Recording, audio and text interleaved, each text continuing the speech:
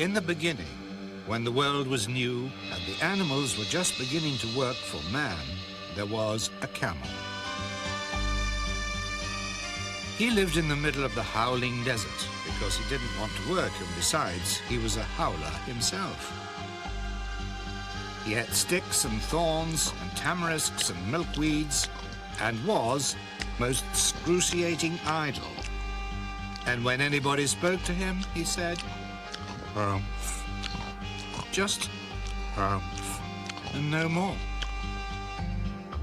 One Monday morning, the horse, with a saddle on his back and a bit in his mouth, came to the camel and said, "Camel, come out and trot like the rest of us." "Humph," said the camel. And the horse went away and told the man.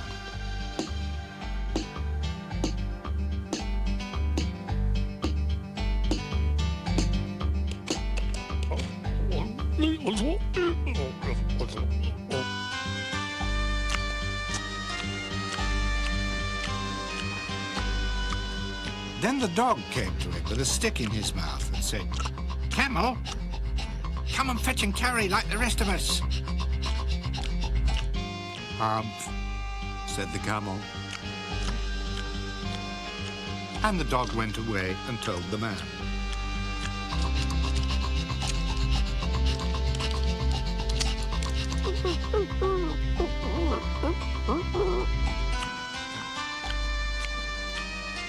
Presently the ox came to him with a yoke on his neck and said, "Camel, come and plough like the rest of us."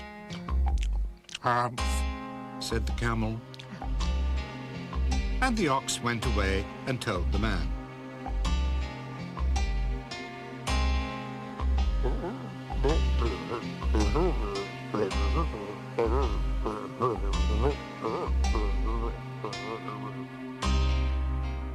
At the end of the day, the man called the horse, the dog, and the ox together and said, "I'm very sorry for you three, with the world so new and all, but that hump thing out there in the desert won't work.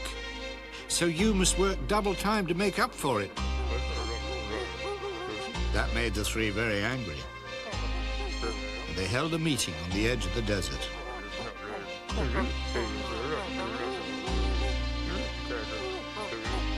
The camel came along, idly chewing milkweed, and laughed at them. And he said, "Humph," and went away again. Suddenly, a huge cloud of dust came rolling out of the desert. It was the djinn in charge of all deserts. Jinns always travel that way. It is magic. "Djinn of all deserts," said the horse, "there's a thing in the middle of your howling desert with a long neck and long legs who hasn't done a stroke of work since Monday morning." Said the djinn, "That's my camel. What does he say about it?" "He says hump," said the dog. "Does he say anything else?" "Only hump," said the ox. "Very good," said the djinn. "I'll hump him. Oh, yeah, if you'll kindly wait a minute." The djinn rolled himself up in his dust cloak and took a bearing across the desert. He found the camel looking at his own reflection in a pool of water. "What's this I hear of your doing no work with a world so new and all?" "Hump," said the camel. The djinn sat down and began to think a great magic. While the camel looked at his own reflection in the pool of water. "You've given the other three extra work ever since Monday morning, all on account of your excruciating idleness," said the djinn. And he went on thinking his magic. "Humph," said the camel. "I shouldn't say that again if I were you," said the djinn. "You may say it once too often."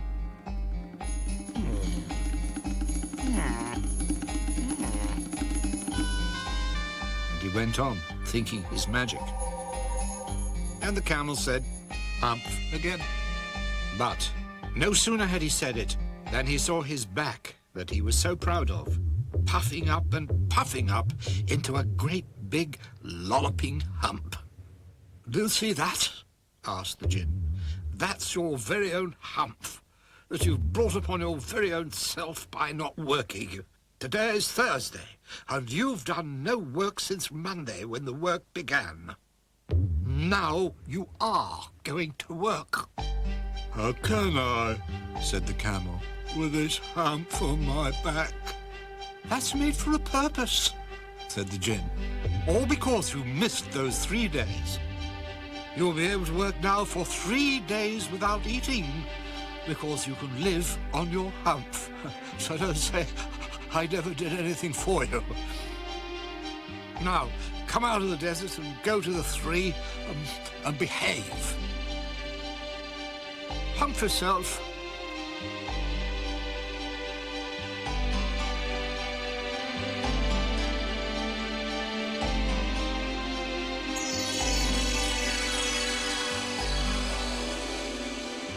And the camel humped himself, hump and all, and went away to join the horse, the dog, and the ox. And the camel has worn a hump ever since, but we call it a hump now, in order not to hurt his feelings. But he has never yet caught up with the 3 days that he missed at the beginning of the world, and he has never yet learned how to behave.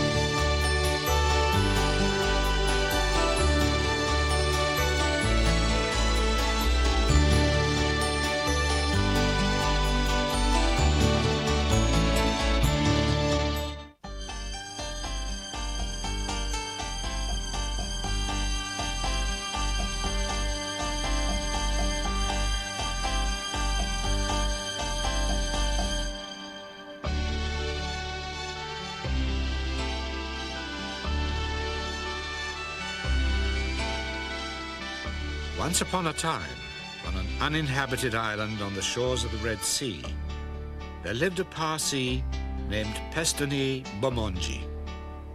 From his hat, the rays of the sun were reflected in more than oriental splendor. The Parsi lived by the Red Sea with nothing but his hat and his knife and a cooking stove, of the kind that you must particularly never touch. One day he took flour and water and currants and plums and sugar and things.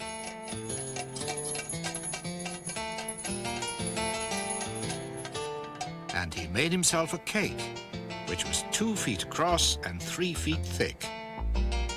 It was indeed a superior comestible.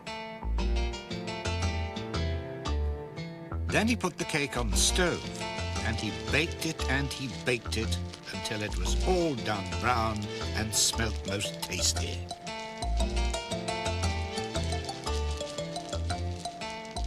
But just as he was going to eat it, there came down to the beach from the altogether uninhabited interior one rhinoceros called Storks, because he breathed through his mouth instead of his nose.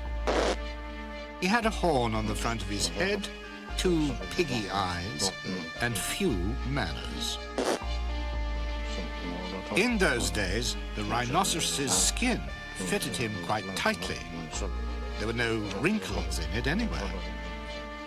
All the same, he had no manners then, he has no manners now, and he never will have any manners.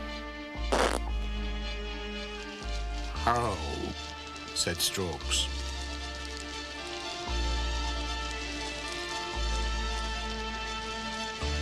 And the Parsee left that cake and climbed to the top of a palm tree. And the rhinoceros upset the oil stove with his nose, and the cake rolled onto the sand. He spiked that cake on the horn on his nose, and he ate it. Then he went away to the desolate and exclusively uninhabited interior, which abuts on the islands of Mazandaran, Socotra, and the promontories of the larger equinox.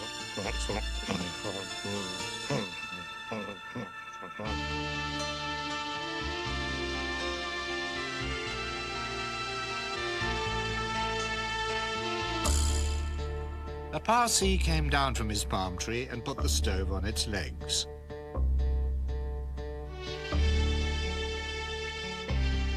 And recited the following verse. "Them that takes cakes, which the Parseeman bakes, makes dreadful mistakes." 5 weeks later, there was a heat wave in the Red Sea, and everybody took off their clothes. The Parsee took off his hat.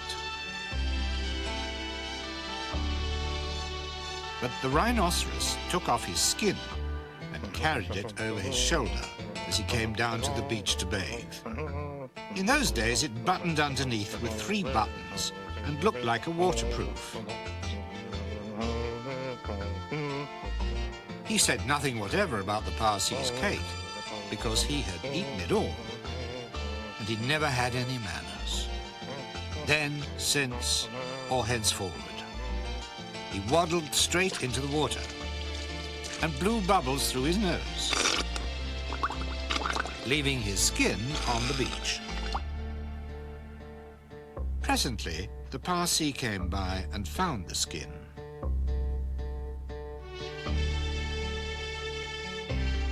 He smiled one smile that seemed to run all around his face. Then he danced around the skin, rubbing his hands. He went to his camp and filled his hat with cake crumbs, for the Parsee never ate anything but cake and never swept out his camp.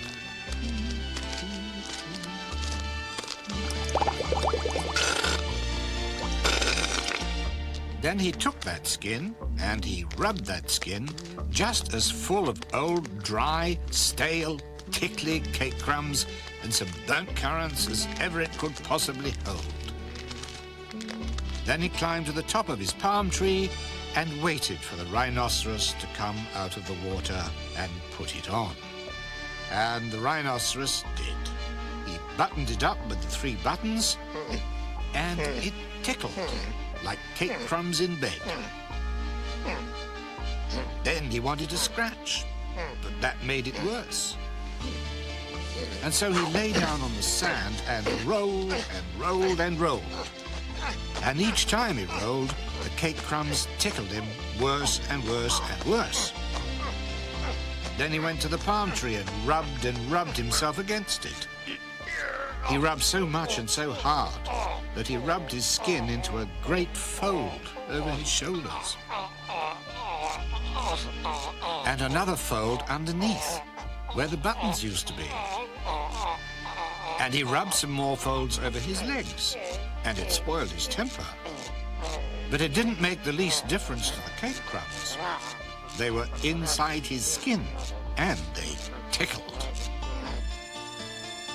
So Storks went home very angry indeed, and horribly scratchy. And from that day to this, every rhinoceros has great folds in his skin and a very bad temper. All on account of the cake crumbs inside it. But the Parsee came down from his palm tree, wearing his hat, from which the rays of the sun were reflected in more than oriental splendor. He packed up his cooking stove and went away in the direction of Orotaro, Amygdala, and the upland meadows of Antananarivo and the marshes of Sinaput.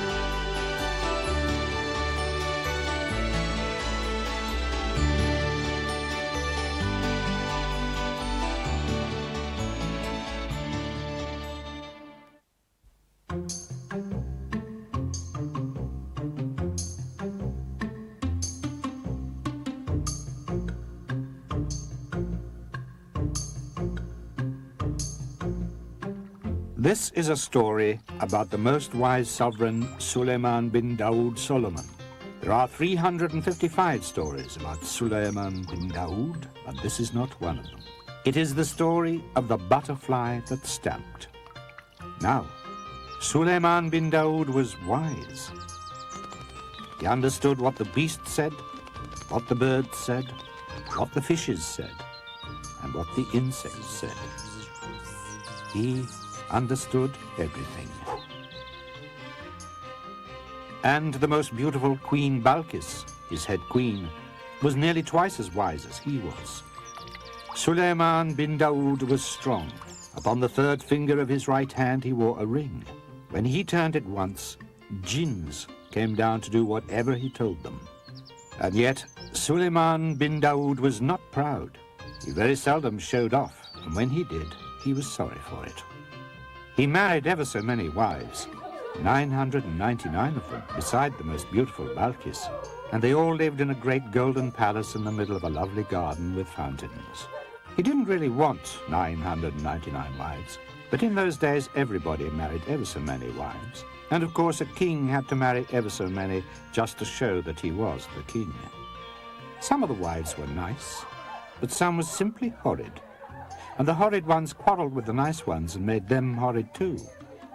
And they would all quarrel with Suleiman bin Daoud, and that was horrid for him. But Balkis never quarrelled with him. She loved him too much. Of course, if he had chosen to turn the ring on his finger and call up the jinns, they would have magicked all quarrelsome wives into pomegranate seeds. But that would be showing off. One day, when his wives had been quarrelling for 3 weeks, Suleiman bin Daoud went into the beautiful palace gardens till he came to the great camphor tree. And Balkis hid among the spotted bamboos and red lilies so as to be near her own true love. Presently, 2 butterflies flew under the tree, quarrelling. One said to the other, "I wonder at your presumption in talking like this to me. Don't you know that if I stamped with my foot, all Suleiman bin Daoud's palace would immediately vanish in a clap of thunder?" Then Suleiman bin Daoud laughed at the butterfly's boast. "Little man, come here." The butterfly was dreadfully frightened. But he flew up to the hand of Suleiman bin Daoud, who whispered, "You know that all your stamping wouldn't bend one blade of grass. What made you tell that fib to your wife? For doubtless she is your wife." The butterfly picked up his courage and said, "O King, she is my wife, and you know what wives are like." "Yes, I know." "She has been quarrelling with me all morning. I said that to quiet her." "Go back to your wife, little brother, and let me hear what you say." Back flew the butterfly to his wife, and she said, "He heard you. I meant him to hear me." "And what did he say?" "Well," said the butterfly, "he asked me not to stamp." "Gracious," said his wife. Balkis stood among the red lilies and smiled, for she had heard all of this talk. She thought, "If I am wise, I can yet save my lord from those quarrelsome queens." And she held out her finger and whispered to the butterfly's wife, "Little woman, come here." Up flew the butterfly's wife, very frightened, onto Balkis's soft hand. And Balkis whispered, "Do you believe what your husband has just said?" "Oh, Queen, you know what men folk are like." "Little sister, I know." "They get angry," said the butterfly's wife, "over nothing at all. But we try to humour them. If it pleases my husband to believe that I believe he can make Suleiman bin Daoud's palace disappear by stamping his foot, I'm sure I don't care. He'll forget all about it tomorrow." "Next time he begins to boast," said Balkis, "take him at his word. He'll be very much ashamed." Away flew the butterfly's wife to her husband, and in 5 minutes they were quarrelling worse than ever. "Remember what I can do if I stamp my foot," said the butterfly. "I dare you to do it," said his wife. The butterfly came whirling back to Suleiman. "She wants me to stamp." "Go back to your wife and stamp all you've a mind to." The butterfly flew away to his wife, who was crying, "Stamp, stamp, stamp!" And the butterfly stamped. And just for the little butterfly's sake, not to show off, Suleiman bin Daoud turned the ring on his finger. 4 huge jinns came down, and Suleiman said, "Make my palace and gardens disappear in a clap of thunder. And when that gentleman over there stamps again, you will bring them back carefully." Balkis saw the jinns swoop down and jerk the palace 1,000 miles into the air with a most awful thunderclap, and everything grew inky black. At last, Suleiman bin Daoud has done for the sake of a butterfly what he ought to have done long ago for his own sake, thought Balkis. "Stamp again, little brother," whispered Suleiman, laughing, "and give me back my palace." "Yes, give him back his palace." So he stamped once more, and the jinns let down the palace and gardens without even a bump. All the 999 queens were shrieking and shouting. And the most wise Balkis went to them and said, "What is your trouble, O queens?" "What is our trouble?" they shouted. "We were living peacefully in our palace when it suddenly disappeared, and we were left sitting in the darkness. That is our trouble, O head queen, and we are most troubled on the account of that trouble, for it was a troublesome trouble, unlike any trouble we have known." "It's nothing, O queens," said Balkis. "A butterfly complained that his wife was quarrelling with him, and he asked Lord Suleiman bin Daoud to make her stop. And the queens gasped and said, 'If these things are done when a butterfly is displeased with his wife, what will happen to us?' So they put their veils over their heads and tiptoed back to their rooms. And Balkis went back to Suleiman and said, 'Oh, my lord, we have taught your queens a memorable teaching.' When did this happen? For I've been jesting with a butterfly. "Oh, my lord, it was I, so that my lord would make some great magic, for the sake of a jest, not to show off, and that the queens would see it and be frightened." Oh, my lady, how did you come to be so wise? And the tender and most lovely Balkis said, "First, O my lord, because I loved you, and secondly, because I know what women folk are." Then they went up to the palace and lived happily ever afterwards. Wasn't it clever of Balkis?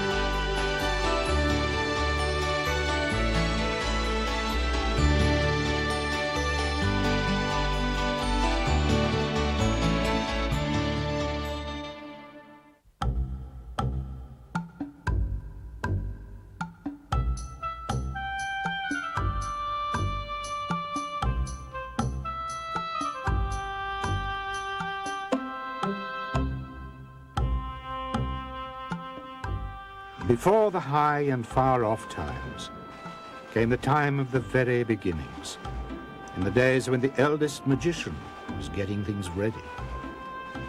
First he got the earth ready, then he got the sea ready, and then he told all the animals that they could come out to play.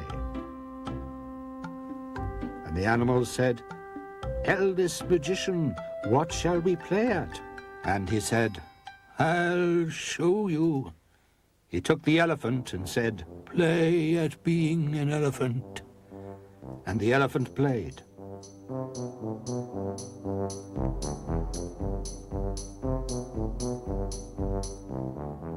He took the cow and said, "Play at being a cow." And the cow played.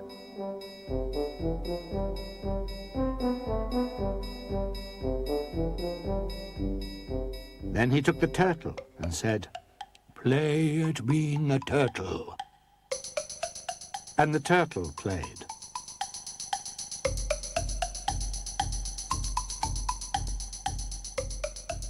One by one he took all the beasts and the birds and the fishes and told them what to play at. But towards evening there came up the man with his little girl daughter sitting on his shoulders.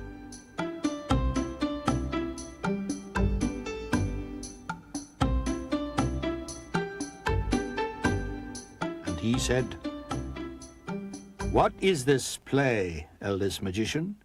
"This is the play of the very beginning, but you are too wise for all that." "Yes, but see that you make all the animals obedient to me." Poor Amma, the king crab who was next in the game, scuttled off sideways, saying to himself, "I'll play my play alone in the deep waters, and I'll never be obedient to this man." Nobody saw him go away except the little girl daughter.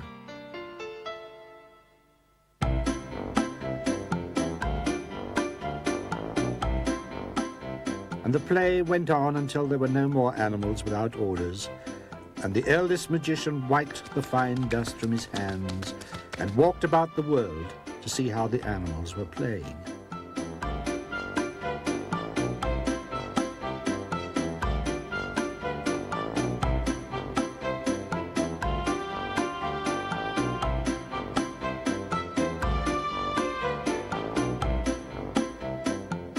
By and by he met the man on the banks of the Perat River and said, "Oh, are all the animals obedient to you?" "Yes," said the man. "And is all the earth obedient to you?" "Yes," said the man. "And is all the sea obedient to you?" "No," said the man. "Once a day and once a night the sea runs up the Perat River so that my house is made wet. And once a day and once a night it runs down the river and my canoe is upset. Is that the play you told it to play?" "No," said the eldest magician. "Launch your canoe and we will find out who is playing with the sea." They stepped into the canoe and pushed out into the Perat River.